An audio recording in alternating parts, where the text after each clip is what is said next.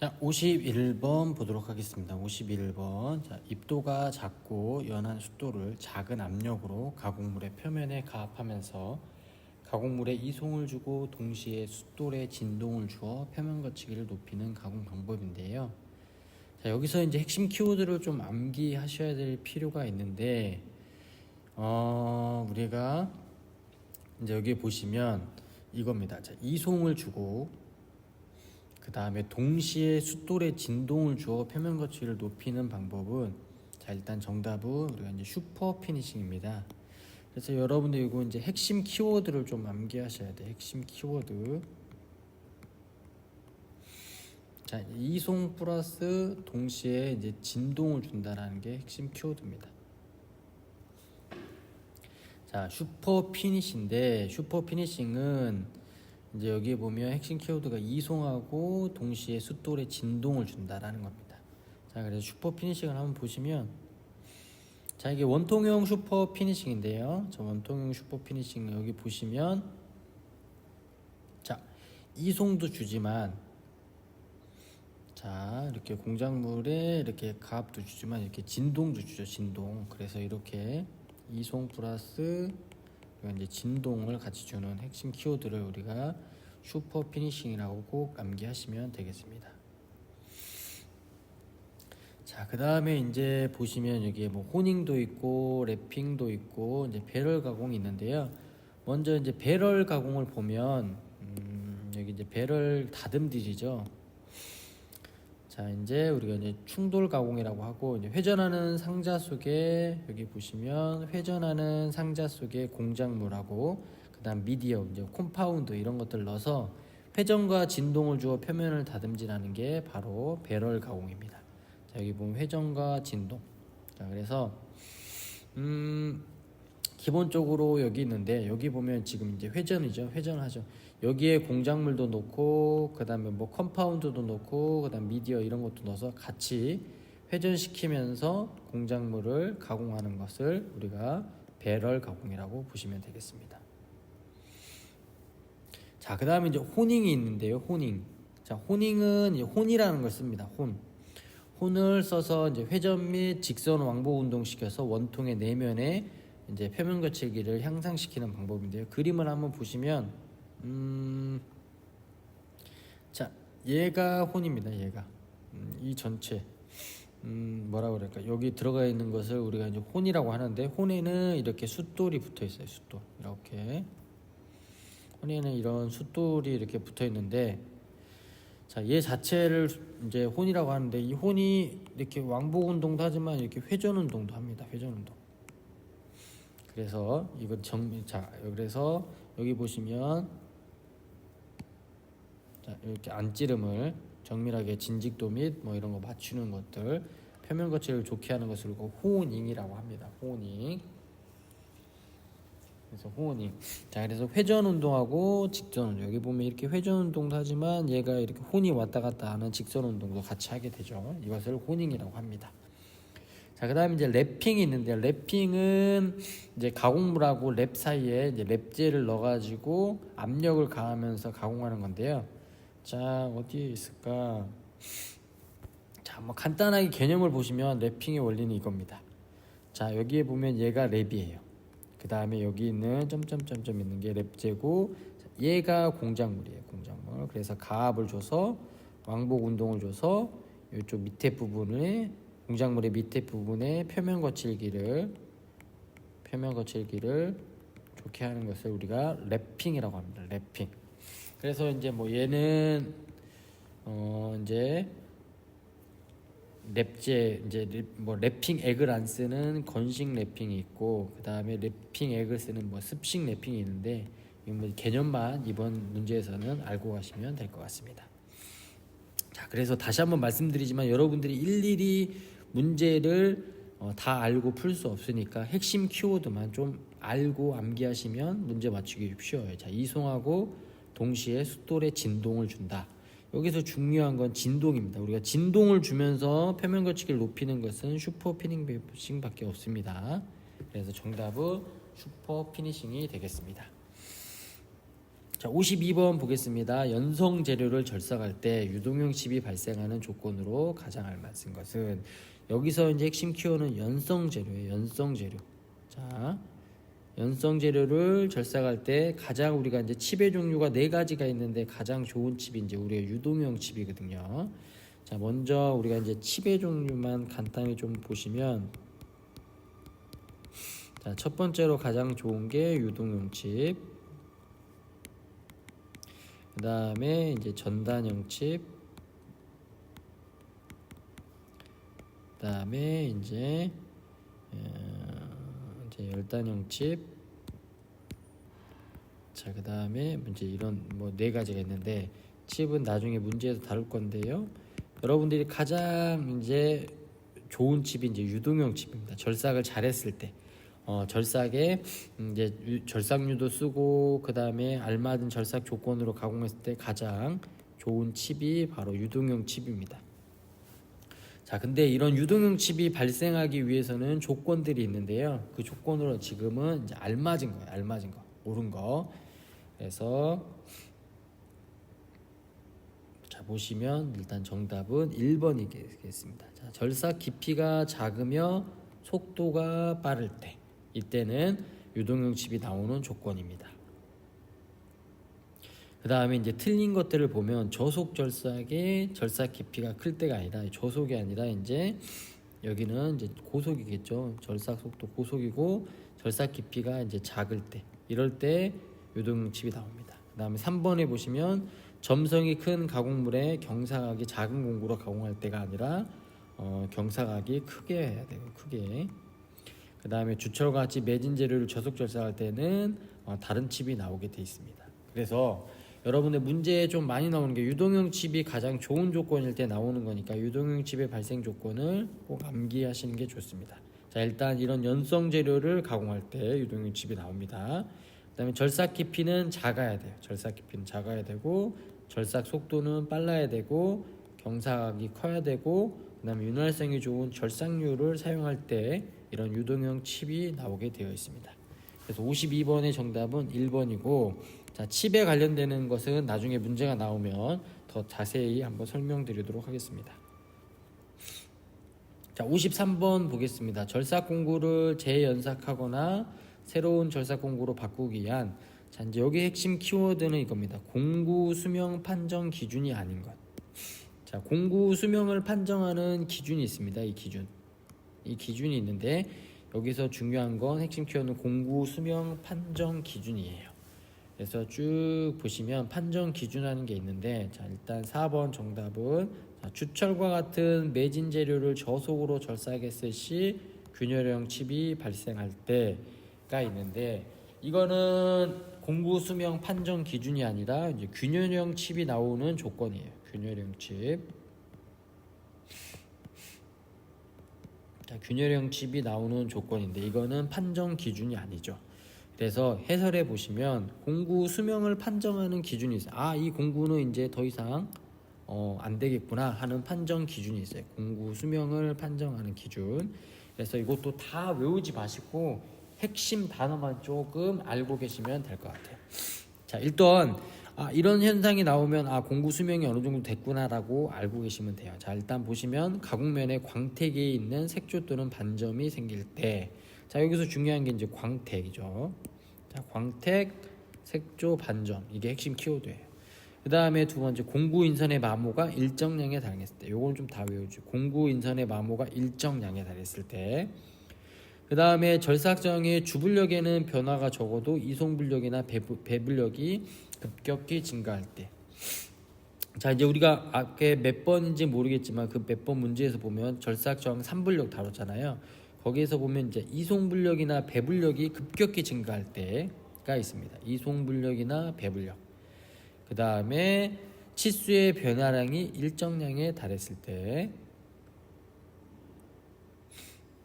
그 다음에 절삭정 이제 주불력이 일정량이 증가할 때가 우리가 공구 수명을 판정할 때의 기준입니다. 그래서 핵심 키워드만 조금 암기해 놓으시면 되겠습니다. 그래서 여기 보시면 핵심 키워드 보면 광택, 색조, 반점, 이건 맞구나. 그 다음에 인선의 마모가 일정량에 도달했을 때, 완성 치수의 변화량이 일정량에 도달했을 때, 이런 것들이 있으니까 해설의 공구 수명 판정 기준을 키워드적으로 암기하시면 되겠습니다. 자, 그래서 53번의 정답은 4번이 되겠습니다. 자, 54번 보겠습니다. 자, 일반 드릴에 대한 설명으로 틀린 것입니다. 드릴. 자, 드릴인데요. 자, 드릴인데, 자, 4번에 보시면, 자, 드릴의 지름이 13mm 이상인 것은 고든 자루형 형태이다라고 되어 있는데, 자, 이제 드릴의 지름이에요. 드릴의 지름이 13mm가 이하일 때는 고든 자루지만, 이제 13mm 이상일 때는 우리가 테이퍼진 자루로 이제 드릴을 만들거든요. 그래서 우리가 여기 보시면 이제 드릴이 이렇게 있어요. 드릴 슬리브가 이렇게 있는데, 여기 보면은 이제 우리가 여기 보면 모스 테이퍼가 이렇게 돼 있거든요. 테이퍼가. 그래서 드릴이 13mm 이하인 거는 이제 테이퍼가 없고 고든 자루가 되겠고, 자, 이제 13mm 이상일 때는 이제 이렇게 모스 테이퍼를 줍니다. 테이퍼를 줘서 이제 드릴이 이렇게 있는데, 그런 것들을 한번 보시면 되겠습니다.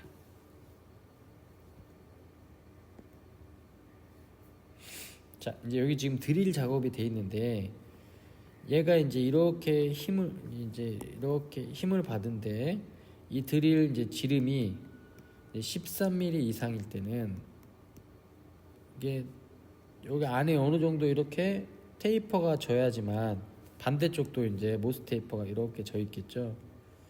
그래야지 이제 드릴이 위로 안 올라가겠죠. 그래서 테이퍼를 주는구나 하고 생각하시면 됩니다. 그 기준이 바로 13mm, 드릴의 지름이 13mm 이상이라는 것을 알고 계시면 되겠습니다. 그리고 이제 뭐 상식적으로 좀 많이 나오는 게 뭐냐면, 표준 드릴의 날끝가는 118도다. 요것도 많이 나오니까 좀 알고 계시면 될 것 같습니다. 그래서 54번의 정답은 4번입니다. 그래서 13mm를 기준으로 한다는 거 꼭 기억해 두시면 될 것 같습니다. 자, 55번 보겠습니다. 자, 55번. 자, 주로 대형 공작물이 테이블 위에 고정하여 수평 왕복 운동을 하고 바이트를 공작물의 운동 방향과 직각 방향으로 이동시켜서 평면, 수직면, 홈, 경사면 등을 가공하는 공작 기계는, 자, 우리가 이제 정답은 바로 이제 플레이너입니다. 자, 플레이너인데 이것도 이제 여러분들이 인터넷에 한번 검색해 보시면 플레이너가 나와요. 자, 플레이너의 핵심 키워드는 이제 우리가 이제 장비가 되게 크기 때문에 우리가 주로 대형 공작물을 하는데, 이제 중요한 거는 여기에서 이겁니다. 자, 우리가 이제 수평 왕복 운동한다 라고 보시면 되겠고, 공작물의 운동 방향과 직각으로 되어 있습니다. 그래서 플레이너는 그렇게 크게 작용한다는 거 보시면 되겠고, 얘는 플레이너는 이제 나중에 이제 이렇게 보시면 이게 플레이너가 있는데, 여기에 보면 이제 기둥들이 있거든요. 그래서 기둥이 하나인 건 단주식, 기둥이 두 개인 거 이제 쌍주식, 이런 것들이 있는데, 그래서 여러분들이 플레이너를 한번 찾아보시면 되겠습니다. 그리고 이제 호빙 머신은 우리가 이제 기어를 가공하는 거고, 그 다음 이제 보링 머신은 우리가 이미 뚫어진 구멍을 넓히는 거. 이제 보링이라는 것은 뚫어진 구멍을 넓히는 겁니다. 넓히는 거. 예, 보링이고, 뚫어진 구멍을 다듬는 거 우리가 리밍이라고 해요. 리밍. 이런 것들도 한번 보시면 되겠습니다. 그래서 55번의 정답은 1번이 되겠습니다. 자, 그리고 한번 찾아볼까요? 플레이너가 어떻게 생겼는지.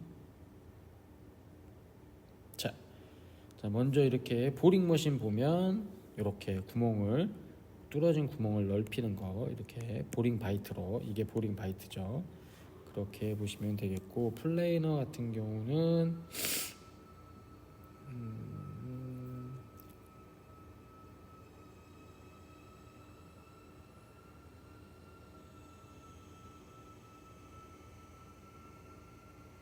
자, 한번 책이 없어서 한번 보시면 되겠고, 그러면 자 56번 보겠습니다. 다음 중 CNC 공작기계 사용 시 비경제적인 작업. 자 비경제적인 작업입니다. 비경제적인 작업은 무엇일까요? 자 일단 1번입니다. 1번. 작업이 단순하고 수량이 1개에서 2개 수리용 부품은 이제 CNC에 쓰는 게 아니죠. CNC는 이제 아무래도 대량 생산에 많이 쓰이는 거고, 방금처럼 작업이 단순하고 수량이 1~2개인 부품은 이제 우리가 이제 범용 쪽으로 사용을 하죠. 범용 공작기계. 그래서 작업이 단순하고 수량이 1~2개 수리 후 CNC 공작기를 사용하면 비경제적이고 범용 공작기계를 이용한다. 자, CNC가 되게 비싸요, 여러분들 장비가. 그런데 이렇게 단순하고 수량이 1개, 2개 수리용 부품을 사용하는 것은 비경제적이죠. 그래서 이거는 이제 범용 공작기계로 사용하면 되고, 나머지들은 이제 한번 보시면 되겠습니다. 자, 여기 보면 이제 곡면이 많이 포함된 경우는 이제 아무래도 컴퓨터 CAD/CAM 프로그램을 써서 가공을 해야지만 CNC 공작기계로 사용할 수가 있겠죠. 그래서 56번의 정답은 1번이 되겠습니다. 자, 57번 선반 작업에서 방어 조치로 적합하지 않은 것은, 여러분들 이제 문제를 보시면 60문제 중에 하나 뭐 1에서 2문제는 우리가 이제 안전에 관련된 것만 나옵니다. 안전. 그래서 기출문제 뭐 안전편만 좀 한번 보시는 것도 추천드립니다. 그래서 보시면 문제가 자, 적합하지 않은 것. 자, 보면 여기 보시면 이제 2번이겠죠. 작업 중 급정지를 위해 역회전 스위치를 설치한다라고 되어 있는데, 역회전 스위치가 아니라 우리가 보통 이제 비상정지 스위치가 있죠. 빨간색으로 비상정지 스위치가 있어요. 그래서 52번의 정답은 2번이 되겠습니다. 상식적으로 57번의 정답은 2번. 자, 58번 보겠습니다. 자, 다음 중 CNC 공작기계 점검 시, 자 여기 보시면 이제 매일 점검, 매일 실시하는 것이 아닌 겁니다. 아닌 거. 자, 매일 실시하는 거 아닌 거. 자, 그래서 이건 간단해요. 그냥 3번이죠. 기계 정도 검사는 매일 실시하는 게 아니죠. 이거는 매일 실시하는 점검 사항이 아니다. 매일 실시하는 게 아니죠. 정도. 자, 기계가 얼마나 정밀도 있게 나오는지 그걸 정도를 검사하는 것을 우리가 매일 실시하지는 않습니다.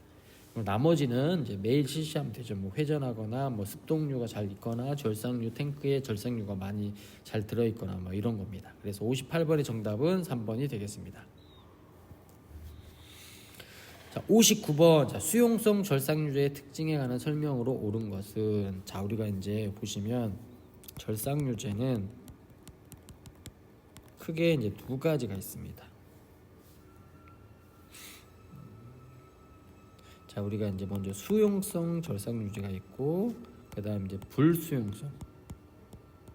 자, 쉽게 말씀드리면 우리가 얘는 원액에다가 절삭유 원액에다가 물을 탄 거고, 얘는 물을 안 탄 거. 자, 물을 안 탄 거. 우리가 그래서 수용성 절삭유는 물을 타니까 냉각성이 좋겠구나. 그 다음에 뭐 이런 것들을 한번 참고로 보시면 돼요. 그래서 먼저 한번 보시면, 자, 수용성 절삭유. 자, 다량의 물을 포함하기 때문에, 자, 물을 섞기 때문에 첫째로 이제 냉각 효과가 좋습니다. 냉각 효과가 좋으니까 두 번째 어디에 쓰이냐면 고속 절삭 연상용 등에 쓰입니다. 그리고 물을 타기 때문에 점성이 낮아요. 점성이 찐득찐득하지 않죠. 물을 타니까. 그래서 비열이 높아. 비열이 높으며, 그래서 다섯 번째 냉각 작용이 우수합니다. 그래서 이제 여러분들 수용성은 상식적으로 꼭 알아요. 수용성이니까 물을 탄다라고 보시면 되고, 그래서 물을 포함하기 때문에 이제 냉각 효과가 크다. 냉각 효과가 크다. 이렇게 꼭 암기하세요. 냉각 효과가 크니까 고속 절삭에 사용된다. 그 다음에 물을 타니까 이제 점성이 낮다. 그 다음에 점성이 낮으니까 이제 비열이 높아요. 비열. 그래서 이제 냉각 작용도 우수하게 되어 있습니다. 이게 이제 수용성 절삭유의 특징이에요. 특징. 상식적으로 물을 타는 게 수용성 절상류구나. 수용성이니까. 그럼 물 타면 냉각 효과가 커지겠네. 냉각 효과가 커지니까 고속 절삭에 사용되네. 점성은 낮네. 물 타니까. 그다음에 비열은 높아. 이렇게 기억하시면 되겠습니다. 자, 그래서 59번 보면 설명으로 옳은 거예요. 자, 수용성 절상유제 설명으로 옳은 거. 자, 그래서 정답은 3번이 되겠습니다. 자, 점성이 낮고 비열이 커서 냉각 효과가 크다. 이게 이제 3번이 되겠죠. 자, 여기 보시면 이제 틀린 게 냉각성이 적다. 적지 않죠. 물 타니까. 그리고 이것도 틀렸어요. 경절삭력이 아니라 고속절삭에 사용되는 거고. 자, 여기도 보면 냉각성이 떨어진다라고 되어 있고. 자, 그 다음에 광유에 비눗물을 첨가하여 사용하면 비교적 냉각 효과가 크다라고 되어 있는데, 자, 이건 틀렸고, 그래서 정답은 3번이 됩니다. 점성이 낮고 비열이 커서 냉각 효과가 크다라고 보시면 되겠습니다. 자, 마지막 60번 보겠습니다. 자, 한 대의 컴퓨터에서 여러 대의 CNC 공작 기계에 데이터를 분배하여 전송하면서 동시에 직접 제어 운전하는 방식은 무엇이냐? 자, 일단 이렇게 보시면 되겠어요. 컴퓨터가 중앙에 하나가 있습니다. 중앙 컴퓨터. 그 다음에 여기에는 이제 CNC 선반이 있고, 자, 이쪽에도 이제 CNC 선반이 있고, 이쪽에 이제 예를 들어 머시닝 센터, 여기도 이제 머시닝 센터가 있습니다. 자, 근데 중앙에 있는 한 대의 컴퓨터로 이렇게 RS232 뭐 케이블이라든지 아니면 요즘은 뭐 인터넷 케이블이라든지 이런 걸 연결해 가지고 한 대의 컴퓨터에서 이렇게 여러 대의 CNC 공작 기계를 제어하는 것을 직접 제어하죠. 직접 제어하는 것을 우리가 DNC라고 합니다. 다이렉트 NC 이렇게 해가지고 DNC라고 합니다. 그래서 여러분들이 꼭 기억해 주세요. DNC. 자, 다이렉트가 아니죠. 자, CAD/CAM 시스템과 CNC 기계를 근거리 통신만. 자, 옛날에는 RS232 케이블인데 요즘에는 이제 랜 케이블을 이용하죠. 한 대의 컴퓨터에서 여러 대의 CNC 공작 기계에 데이터를 분배함으로써 동시에 운전할 수 있는 방식을 우리가 이제 DNC라고 합니다. 그래서 60번의 정답은 1번이고요. 참고적으로 이제 FMS 플렉시블 매니팩처링 시스템에서 유연 생산 시스템도 좀 기억해 놓으시면 되겠습니다. 그리고 FA는 이제 팩토리 오토메이티에서 공장 자동화. 그다음에 이제 CAM은 여러분들 다 아실 것 같고. 그래서 60번의 정답은 1번 DNC가 되겠습니다.